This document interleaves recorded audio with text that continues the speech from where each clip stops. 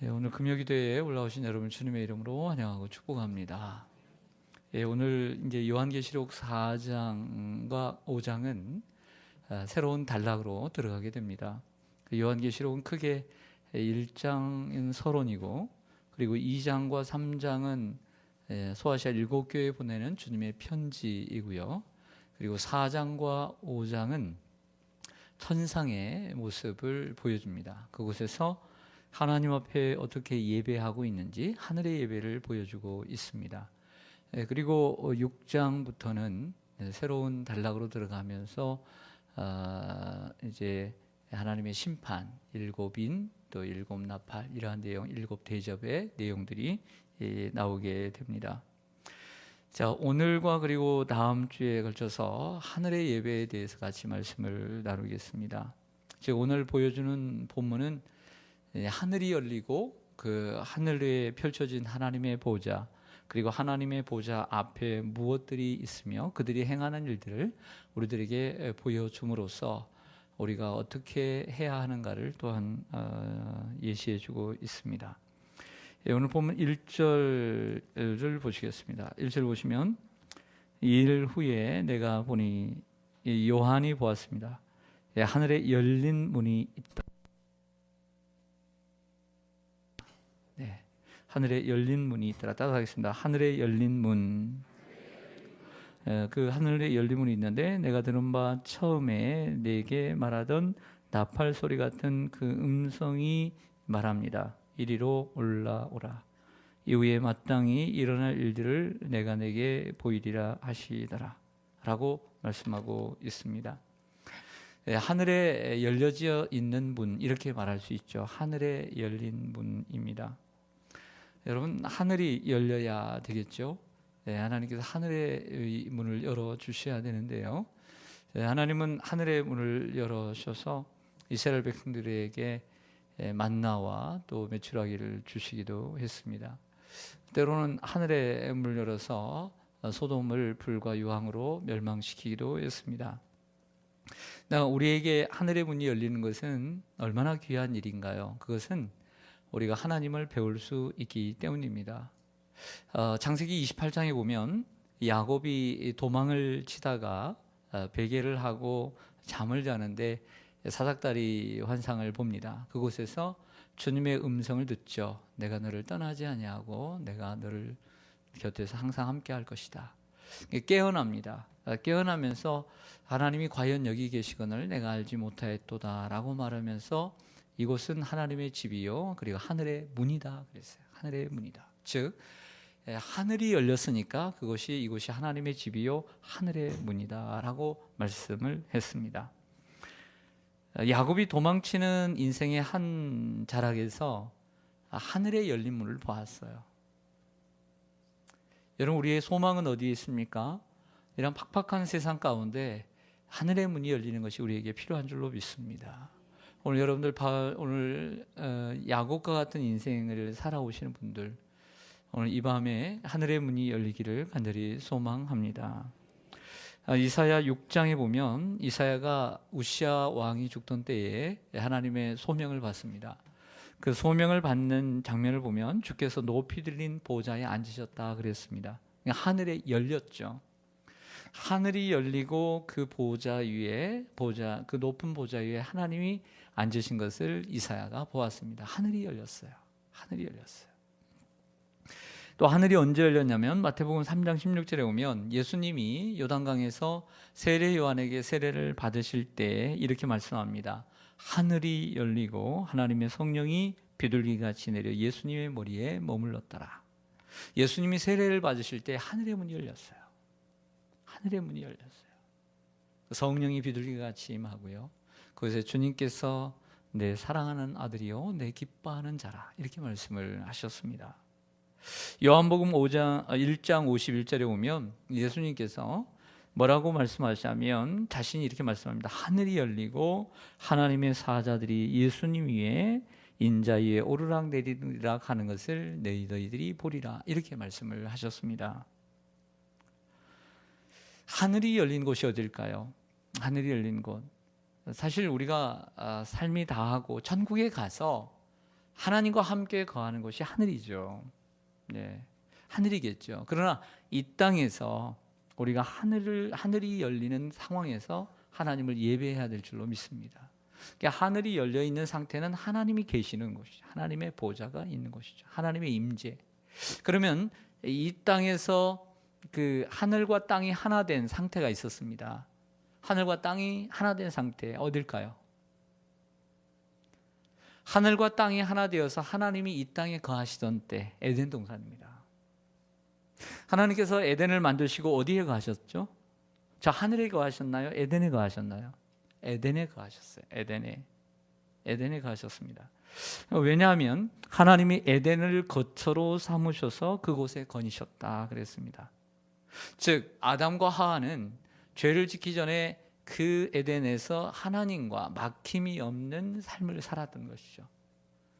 하늘의 문이 열리는 것입니다.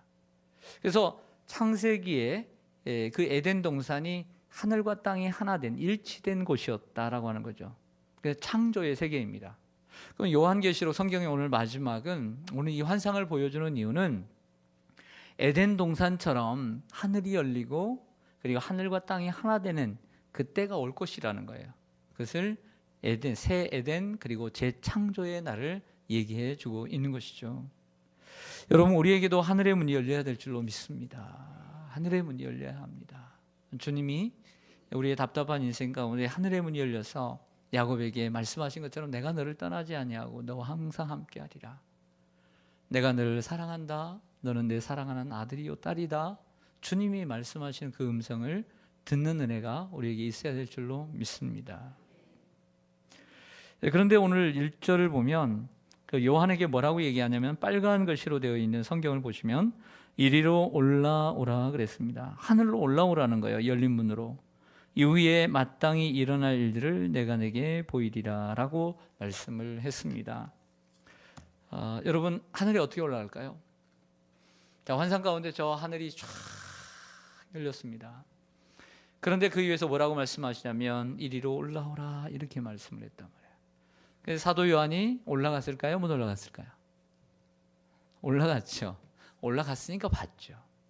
올라갔으니까 본 거예요. 어떻게 올라갈까요? 돈을 주고 올라갈 수 있나요? 세상의 권력과 명예, 오늘도 법무부 장관이 될까 했는데 그만뒀죠. 권력이란 잠시 잡는 겁니다. 근데 그 권력의 힘으로 가는 것이 아니에요.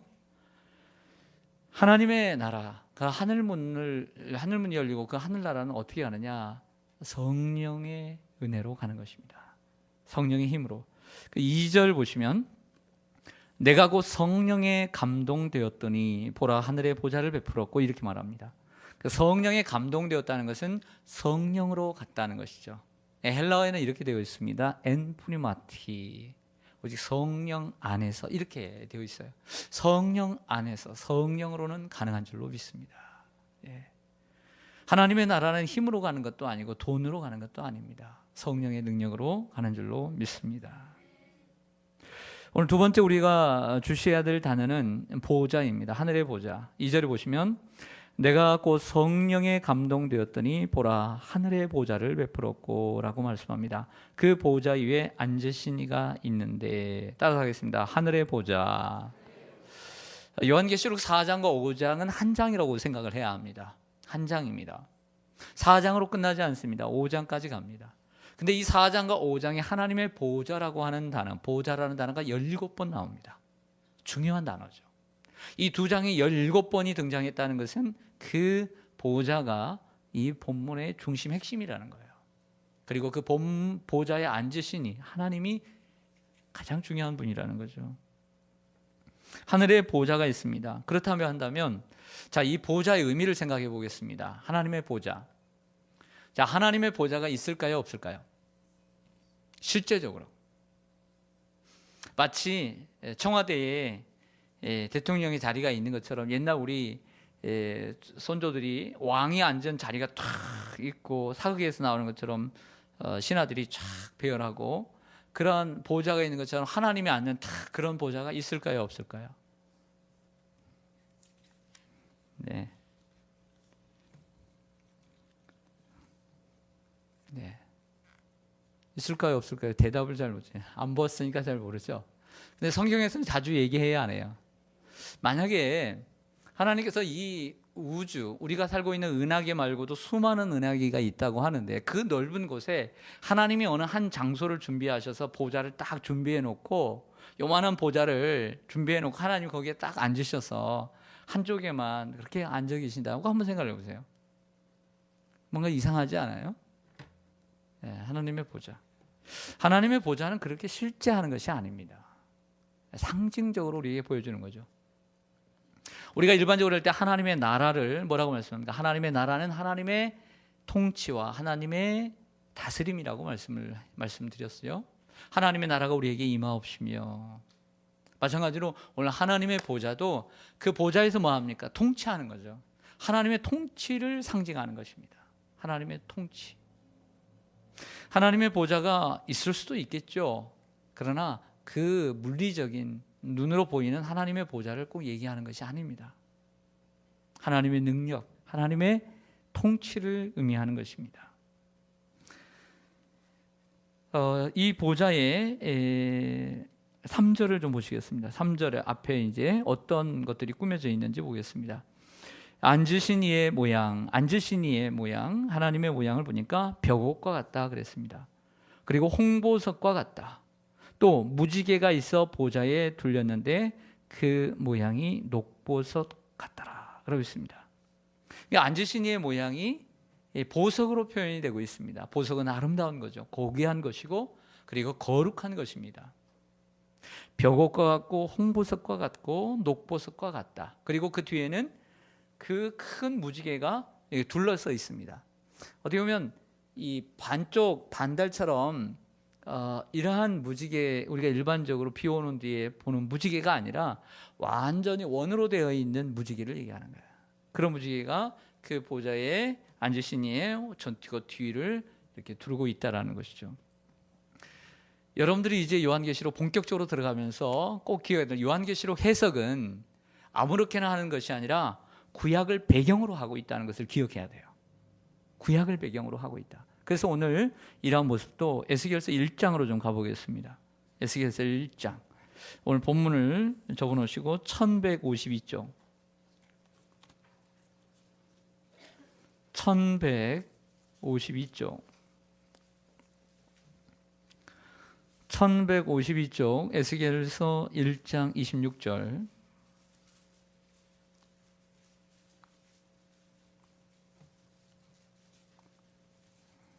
1152쪽 에스겔서 1장 26절 같이 읽겠습니다. 시작. 그 머리 위에 있는 궁창 위에 보좌의 형상이 있는데 그 모양이 남보석 같고 그 보좌의 형상 위에 한 형상이 있어 사람의 모양 같더라. 아멘.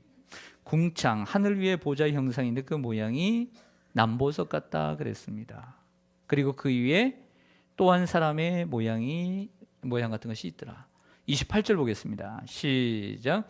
그 사방 광채의 모양은 비 오는 날 구름에 있는 무지개 같으니 이는 여호와의 영광의 형상의 모양이라. 내가 보고 엎드려 말씀하시는 이의 음성을 들으니라. 아멘. 그 사방의 광채의 영광, 그러니까 하나님의 그 광채, 그 뒤에 있는 광채의 영광이 비 오는 날에 무지개 같다는 거예요. 이것이 바로 여호와의 영광의 형상의 모양이다, 이렇게 말을 하고 있습니다. 즉 여호와의 모습이 무지개 같다는 것이 아니라 그 뒤에 무지개 같은 이러한 형상이 나와 있더라, 이렇게 말씀을 하고 있습니다. 그러니까 전적으로 요한계시록은 이처럼 구약을 배경으로 하고 있어요. 그러니까 아무렇게나 해석을 하면 안 돼요. 그 상징적으로 또 해석할 필요가 있습니다. 또 무지개가, 다시 본문으로 돌아오면 무지개가 이게 있다고 했죠. 무지개, 여러분 무지개 하면 생각나는 건 역시 노아입니다. 성경에 등장하는 노아가 창세기 6장부터 9장께 보면 세상의 죄가 간영을 보시고 하나님께 세상을 물로 심판하십니다. 그 심판하시고 난 후에 이제 무트로 나와서 하나님 앞에 제단을 쌓으니까 하나님께서 무지개의 징조를 보여주셨습니다. 그 무지개는 이 세상을 다시는 물로 심판하지 아니하리라고 하는 이러한 언약이었습니다. 그것이 바로 노아 언약입니다. 그 노아 언약을 가리켜 무지개 언약이라고 말을 하는 거예요. 자, 하나님께 세상을 멸망시켰습니다. 그런데 멸망시키지 않을 것이다라고 하고 무지개를 주셨단 말이에요. 이처럼 세상 끝날에도 하나님께서 새로운 세상을 우리에게 주실 것을 말씀해주고 있는 것이죠. 다 계시록 나와 보겠습니다. 자, 보좌에 그 앞에 무엇이 있는가를 보겠습니다. 4절 보시면 또 보좌에 둘려 24 보좌들이 있고 그 보좌들 위에 24 장로들이 흰옷을 입고 머리에 금관을 쓰고 앉았다라고 했습니다. 따라서 하겠습니다. 24 보좌, 24 장로. 마치 하나님의 보좌 앞에 24개의 자리, 의자가 앉아 있는 거예요. 의자가 있는 거예요. 그리고 그 의자에 한 사람씩 24 장로가 앉아 있더라라고 하는 것이죠. 그런데 그들의 모습을 보니까 흰옷을 입었더라. 흰옷을 입고 그리고 머리에는 금관, 금면류관을 쓰고 앉았더라. 이렇게 말을 하고 있습니다. 보좌에 둘러앉은 24 보좌에 대한 말씀은 구약의 배경을 또한 하고 있습니다. 구약을 배경으로 하고 있습니다. 역대상 24장 3절에 19절에 보면 이스라엘 백성들을 대표하는 24 제사장들을 세우게 됩니다. 그래서 첫째는 누구요? 둘째는 누구요? 셋째는 누구요? 이렇게 해서 24개까지 가게 됩니다. 24 제사장, 24 제사장까지 세우게 되는 것이죠. 그 24 제사장들은 이스라엘을 대표하는 사람들입니다. 그 장로들은 뭐 했을까요? 4장 10절을 보겠습니다. 4장 10절. 4장 같은 10절 보시면 24 장로들이 보좌에 앉으신 이 하나님 앞에 따라가겠습니다. 엎드려 세세토록 살아계시는 이에게 따라가겠습니다. 경배하고 자기의 관을 보좌 앞에 드리며 따라가겠습니다. 관을 드리며 엎드렸습니다. 경배했습니다. 면류관을 벗어서 그 하나님께 드리고 찬송을 합니다. 이게 24 장로들의 특징입니다. 자, 흰옷은 무엇일까요? 성경에 나오는 흰옷은 하나님의 자녀들에게, 하나님의 백성들에게 주시는 옷을 이야기합니다. 하나님의 자녀들에게 주시는 옷이죠. 결과적으로 우리가 생각할 수 있는 것은 24 장로들은 하나님의 백성들과 관계가 있구나, 이렇게 생각하시면 돼요. 여러분들 배운 분은 아시겠지만 24 장로는 구약의 12과 신약의 12를 상징합니다. 이건 정통적인 해석인데요. 구약의 12이라고 하는 것은 구약의 12지파들을 의미합니다. 구약의 12지파들을 의미함으로써 이스라엘 백성들뿐만 아니라 구원받은 하나님의 구약의 백성들을 상징하고, 신약에서는 예수님의 12제자들을 상징함으로써 신약에 구원받은 하나님의 백성들을 상징하죠. 그래서 총해서 신구약 모든 세계에 하나님께 구원받은 하나님의 사람들을 총칭하는 거예요. 그리고 그들이 머지않아 하나님 앞에 보호자 앞에 올라가 하나님께 엎드려 경배하고 자기의 있는 머리에 있는 면류관을 들여 하나님 앞에 드리고 그리고 찬양하는 것을 미리 하늘의 예배를 통해서 보여주는 거예요. 보여주는 거죠. 이러한 12지파와 12 제자들의 이러한 모습, 즉 구원받은 하나님의 백성들의 이러한 모습은 그 다음에도 나타나는데, 우리 성경을 한번 쳐다보겠습니다. 7장 9절로 가겠습니다. 7장 9절. 7장 9절. 자, 구원받은 하나님의 백성들을 요한계시록에서는 뭐라고 총칭하느냐? 7장 9절 보시면 이일 후에 내가 보니 각 나라와 족속과 백성과 방언에서 아무도 능히 셀 수 없는 큰 무리가 나와 흰 옷을 입고 손에 종려가지를 들고 보좌 앞과 어린 양 앞에 서서 큰 소리로 외치르되 구원하심이 보좌에 앉으신 우리 하나님과 어린 양께 있도다라고 했습니다. 다시 9절로 가보겠습니다. 거기 보면 아무도 능히 셀 수 없는 큰 무리, 따라가겠습니다. 능히 셀 수 없는 큰 무리. 구원받은 하나님의 백성들 능히 셀 수 없는 큰 무리라고 정의를 해주고 있습니다. 두 번째로는 요한계시록 14장으로 갑니다. 요한계시록 14장 1절.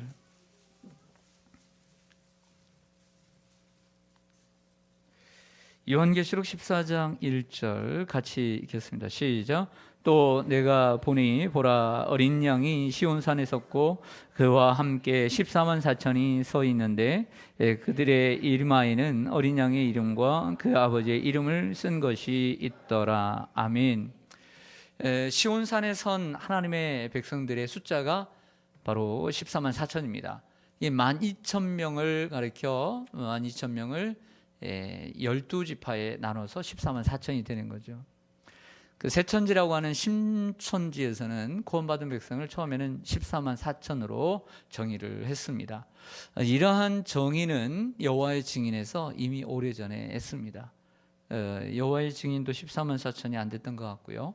신천지는 14만 4천이 넘으니까 뭐라고 얘기하냐면 처음에는 14만 4천이라고 수십 년 동안 얘기를 하다가 그 숫자가 넘으니까 좀 전에 우리가 읽은 요한계시록 7장 9절에 있는 말씀을 가지고 14만 4천은 상징적인 숫자에 불과하며 능히 셀 수 없는 큰 무리라고 했다라고 말을 바꾸기를 시작을 했습니다.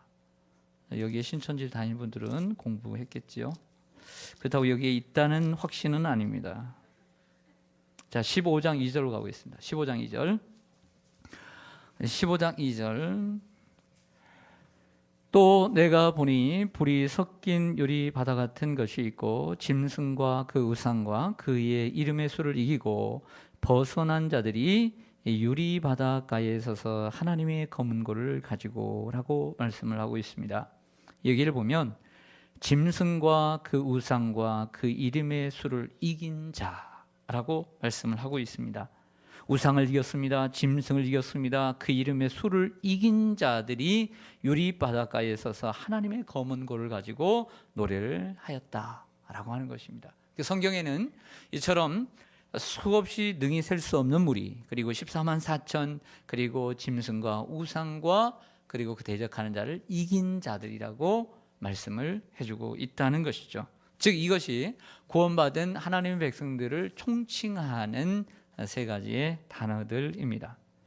다시 본문 요한계시록 4장 5절로 가겠습니다. 자, 그림을 그려야 합니다. 그림을 잘 그려야 합니다. 우리가 실제적으로 그림은 못 그려도 머릿속에 그림은 그릴 수 있잖아요. 하늘의 문이 열리고 보좌가 있고 그 주님의 모습이 보석 같고 그 뒤에는 무지개가 펼쳐져 있고 앞에는 24개의 보좌가 있는데 거기에는 24장로들이 앉아 있고 옷은 흰 옷을 입고 있고 그의 멸관을 들어 하나님 앞에 엎드려 경배하고 이렇게 말씀을 하고 있는 것이죠. 자, 또 보겠습니다. 5절 보시면 그 보좌로부터 번개와 음성과 우레소리가 나오더라 그랬습니다. 그리고 보좌 앞에 켠 7 등불 7이 있더라. 이는 하나님의 7 영이라 라고 말씀을 해주고 있습니다. 저를 보시죠. 하나님의 그 보좌로부터 갑자기 번개, 바 하는 번개, 그리고 음성, 그리고 뇌성이 나왔다라고 했습니다. 이건 무엇일까요? 이것도 구약적 배경을 가지고 있습니다. 구약에서 이러한 번개와 음성과 뇌성이 어디서 나타났는가를 알아야 합니다. 그것은 출애굽기 19장입니다. 모세가 이스라엘 백성들을 이끌고 출애굽을 해서 홍해를 건너고 시나이 반도에 도착을 합니다.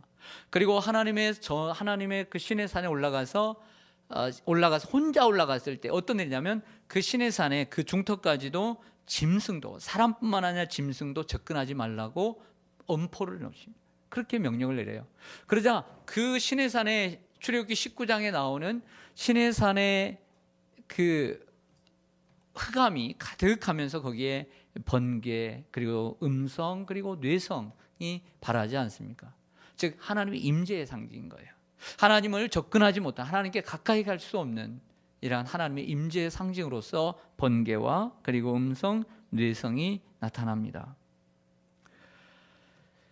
시편 18편을 좀 가보겠습니다. 시편 18편. 시편 18편.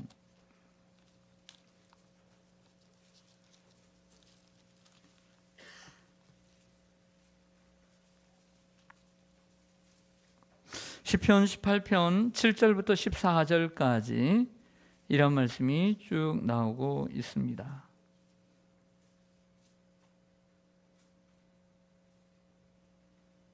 여기에 보면 땅이 진동하기 시작하죠. 눈을 읽어보십시오. 7절, 8절 불이 나와 사르고 입에서 9절에 하늘을 두리우시고 강림하시고 10절엔 그룹을 타고 다니시고 바람 날개를 타고 높이 솟아오르고 그러시다가 13절에 보시면 여호와께서 하늘에서 우레소리를 우레죠 내시고 지존하신 이의 음성을 내십니다. 그리고 우박과 숯불을 내리시도다. 그의 화살을 날려 그들을 흩으시며 많은 번개로 그들을 깨뜨리셨도다. 하나님이 나타나실 때 나타났던 것이 번개와 이러한 음성 그리고 우레 이러한 내용들이 본문에 기록되어 있습니다. 에스겔서 1장 13절에도 이러한 내용이 다시 또 반복되어 있습니다. 그래서 요한계시록 4장과 5장의 중요한 배경은 에스겔서 1장입니다. 에스겔서 1장을 말하고 있습니다. 그런데 이러한 하나님이 나타나실 때의 이러한 모습은 오늘 한 번으로 끝나는 것이 아니라 요한계시록 8장에서 7인을 떼실 때에도 나타납니다. 8장 5절로 가겠습니다. 8장 5절 7인을 떼실 때에도 8장 5절에 보시면 같이 읽습니다. 시작. 전사가 향로를 가지고 제단에 불을 담아다가 땅의 소돔에 우레와 음성과 번개와 지진이 나더라 그랬습니다. 11장 19절로 가겠습니다. 11장 19절. 자, 이제부터 일곱 나팔이 울려지기 시작합니다. 19절 시작. 이에 하늘에 있는 하나님의 성전이 열리니 성전 안에 하나님의 언약궤가 보이며 또 번개와 음성들과 우레와 지진과 큰 우박이 있더라. 앞에보다 두 가지가 더 늘어나죠. 16장 18절로 가보겠습니다. 16장 18절. 16장 18절. 이제는 마지막 7 대접에 대한 심판이 나옵니다. 18절 시작. 번개와 음성들과 우레소리가 있고 또 큰 지진이 있어 얼마나 큰지 사람이 땅에 있어 온 이래로 이같이 큰 지진이 없었더라. 아멘. 더 커지고 있습니다. 네, 심판의 강도가 더욱더 강해진 것을 우리들에게 보여주고 있습니다. 자, 이 말은 하나님께서 이 세상에 향하는 하나님의 그 마지막 심판, 종말의 사건이 이미 하늘에서 일어났고 또 보여지고 있는 것이죠. 분명히 일어날 것을 말씀해 주고 있습니다. 다시 4장으로 가겠습니다.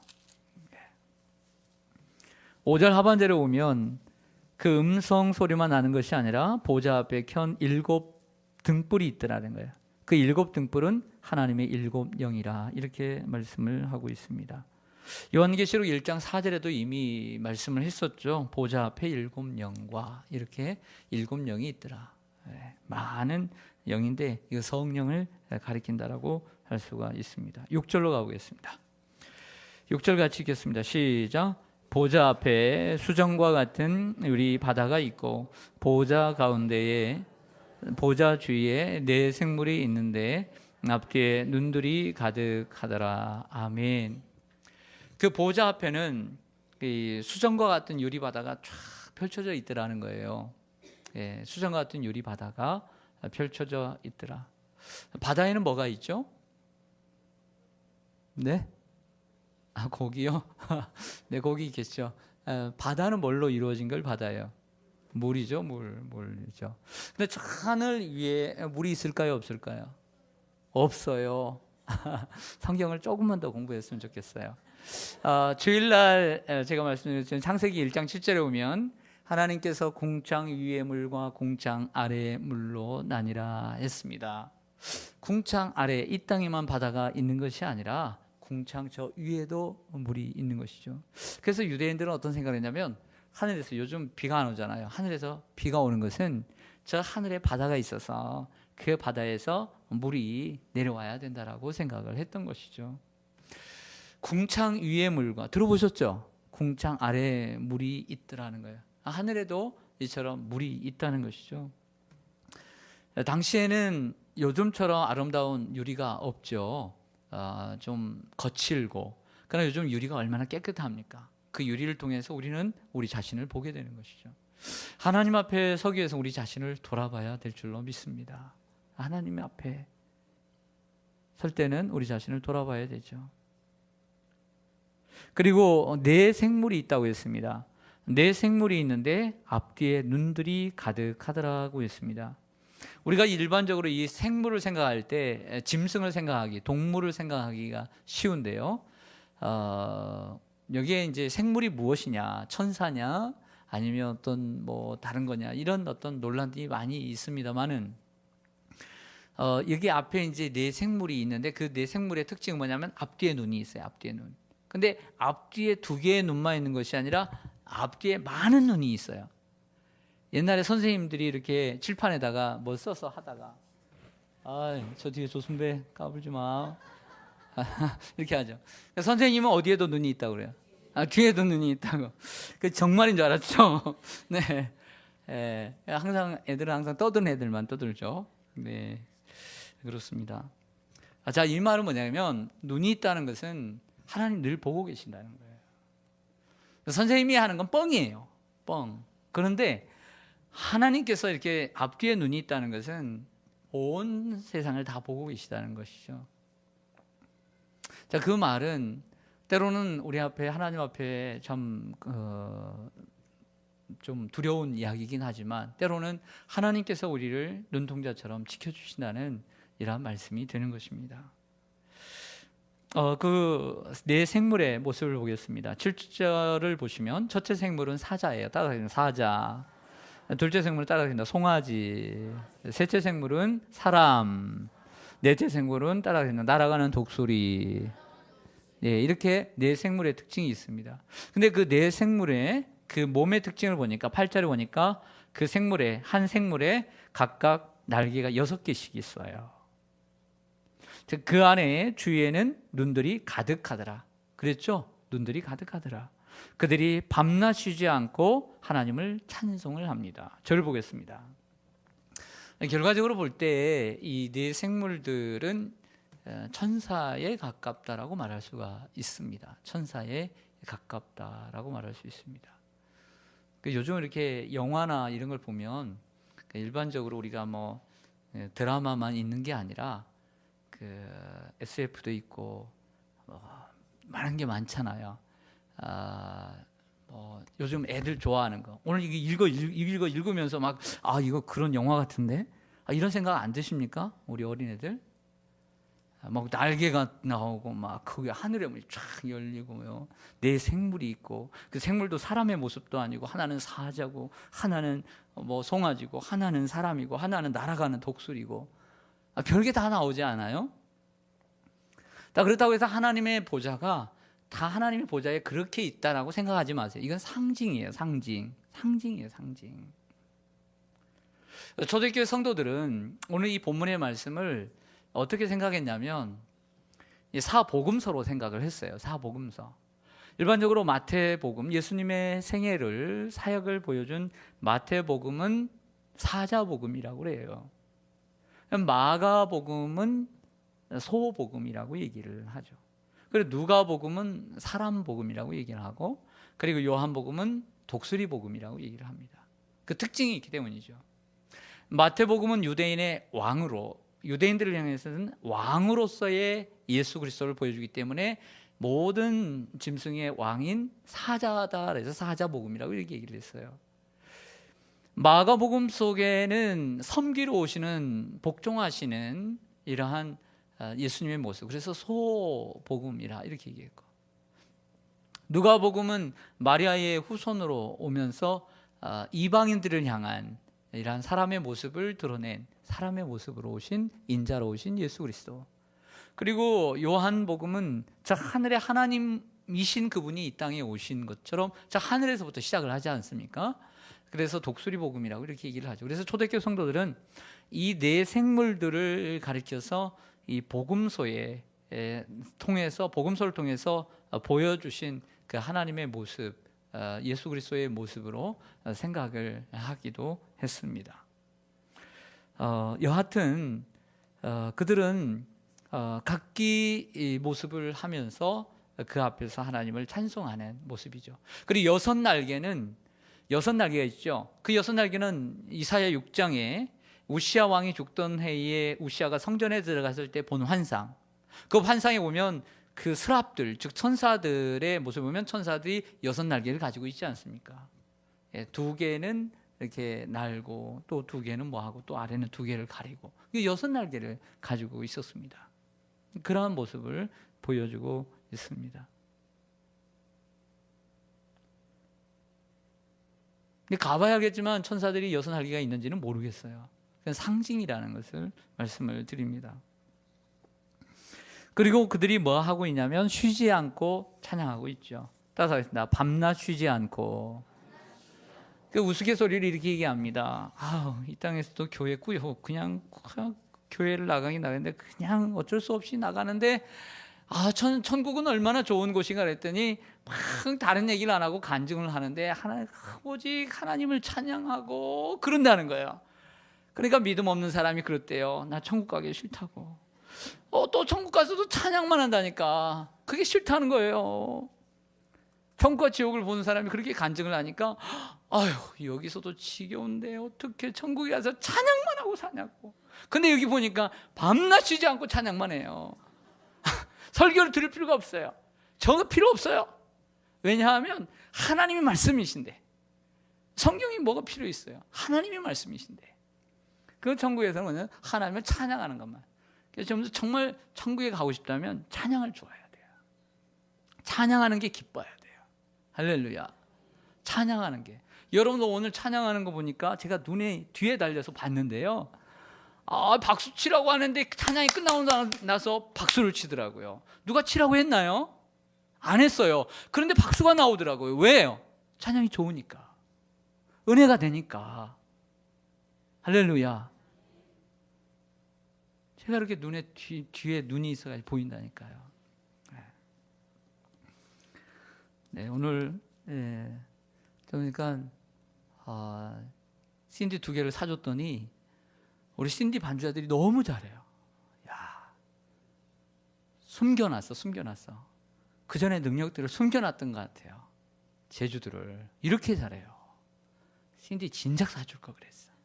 이렇게 잘해요. 네. 여러분, 우리가 하나님을 찬양하는 걸 기뻐해야 해요. 하나님 찬양하는 것을 즐거워해야 돼요. 찬양하는 것이 너무 기쁨이 돼야 돼요. 여러분의 찬양의 감격이 회복되기를 소망합니다. 더 하나님 찬송하고 싶어서, 하나님 더 어떻게 하면 찬양하고 싶어서, 찬양하는 것이 이렇게 좋을 수가 있나? 이렇게 돼야 돼요. 그리고 될 수 있으면 그 찬양 속에는 때로는 우리의 감성을 만져주는 이러한 복음성가나 부흥성가도 있지만 하나님 앞에 온전히 올려드리는 이러한 영광의 찬송을 많이 부르는 것이 좋습니다. 네. 자, 오늘 먼저 그 네 생물이 찬양하는 것, 그리고 마지막으로 24장로들이 찬양하는 두 구절을 보고 마치겠습니다. 8절을 보시겠습니다.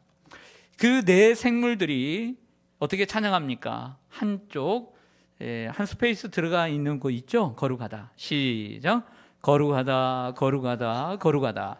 주 하나님 곧 전능하신 이여, 전에도 계셨고 이제도 계시고 장차 오실 이시라. 아멘. 할렐루야. 하늘이 열렸어요. 이사야 6장에서도 우시아 왕이 죽던데 오늘 내가 4번을 얘기해. 귀가 이제 우시아 왕이 죽던데 성전에 들어갔더니 하늘이 열리고 그때 천사들이 뭐라고 하냐면 거룩하다, 거룩하다, 거룩하다. 똑같이 얘기해요. 거룩하다. 전에도 계셨고 이제도 계시고 장차 오시리라. 오늘 찬양 인도하신 전사님이 센스가 있어요. 이제 오늘 이 성경을 보겠구나. 여기에 이 찬송을 하면 좋겠구나 생각하고 준비를 한 거죠.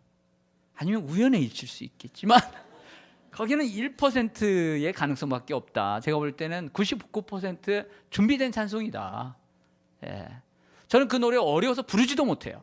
그러니까 제가 도전하는 찬송에 그 커트라인이 있어. 이건 내가 도저히 못 따라가겠어. 이건 안 해요. 네, 하늘에도 도움을 청하죠. 네. 너무 좋아요. 이 찬송. 전에도 계셨고 이제 너무 감사합니다. 전에도 계셨고 전에 우리가 살아온 인생 가운데 전에도 주님이 함께 하셨잖아요. 그리고 우리 하나님은 이제도 계시잖아요. 할렐루야. 그리고 이후에도 계실 거고 장차 우리에게 다시 오실 줄로 믿습니다. 그 하나님을 찬양합니다. 그리고 마지막으로는 아까 보좌에 앉아있던 24장로들의 마지막 찬양입니다. 11절입니다. 시작. 우리 주 하나님이여 영광과 존귀와 권능을 받으시는 것이 합당하오니 주께서 만물을 지으신지라 만물이 주의 뜻대로 있었고 또 지으심을 받았나이다. 아멘. 하나님의 무엇을 찬송해요? 따라합니다. 영광, 존귀, 권능. 24장로들 보면 생물들은 9절에 보시면 살아계시는 이에게 영광과 존귀와 감사를 돌렸어요. 네 생물은. 그런데 감사만 권능으로 바뀌었어요. 네. 그래서 세 가지를 하나님을 찬양했습니다. 하나님의 이러한 영광과 존귀와 권능을 찬양합니다. 그리고 하나님이 그 능력과 권능을 영광을 받으시기에 합당하대요. 왜? 마지막에 말씀하잖아요. 하늘을 지으시니가 하나님이시기에. 할렐루야. 우리를 지으시니가 하나님이시기에 하나님 영광 받기에 합당하신 분인 줄로 믿습니다. 그리고 사실 오늘 이 찬송은 오늘 끝나지 않고 5장까지 계속됩니다. 그 5장 속에는 그 포커스가 바로 어린 양이신 예수 그리스도에게 맞춰집니다. 그리고 구원하심이 보좌에 앉으신 하나님과 그 어린 양께 있도다. 이 찬송으로 이어지는 줄로 믿습니다. 우리가 하나님을 찬양을 기뻐하고 우리가 하나님을 어떻게 찬양해야 될 것을 오늘 말씀을 통해서 하나님 나라에 가서 하늘의 예배를 드려야 되는 우리가 이 땅에서도 그 하늘의 예배를 드리는 저와 여러분 되시기를 주님의 이름으로 간절히 축원합니다. 아멘. 기도하겠습니다.